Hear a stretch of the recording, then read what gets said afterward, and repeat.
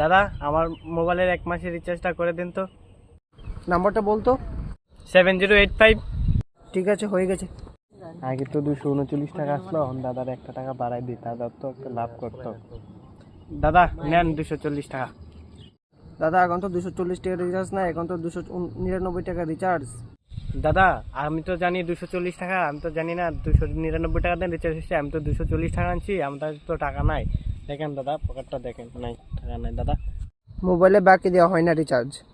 দাদা তোমার দোকানে কিছু পরিষ্কার করণের কাজ আছে না, আমার কাজ দিলে হবে। আমারও তো এমনিতে কোনো কাজ নাই তো। তোমার মোবাইলটা যে 1 মাসের রিচার্জটা ঢুকে দিয়েছি, 1 মাস পরে মোবাইলটা আমাকে দিয়ে দেন, 1 মাস পরে তুমি মোবাইলটা নিয়ে যাবেন। দাদা আমাকে মাফ করে দেন, আমি জানতাম না টাকা দেন নাই। দাদা আমাকে মাফ করে দেন, আর এইসব হবে না দাদা। নেক্সট টাইম আমি টাকা নিয়ে আসবো দাদা, আমাকে মাফ করে দেন। स्टाइल है बाबू भैया, राजू का स्टाइल। ये बाबूराव का स्टाइल है। দাদা রিচার্জ হবে? আমার দোকান তো মেয়ে এসেছে, আমি তো তাকে রিচার্জ মাগনি করে দেবো।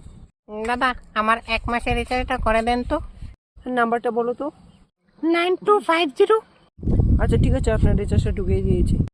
দাদা নেন আপনার 240 টাকা।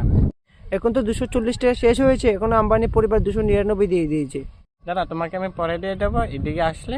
আচ্ছা ঠিক আছে, আপনার টাকা লাগবে না, আপনি হোয়াটসঅ্যাপ নাম্বারটা দিয়ে যান। দাদা আপনি হোয়াটসঅ্যাপ নাম্বার দিয়ে কি করবেন? পরবর্তীকালে আপনার রিচার্জটা শেষ হয়ে গেলে আমি ঢুকিয়ে দেবো।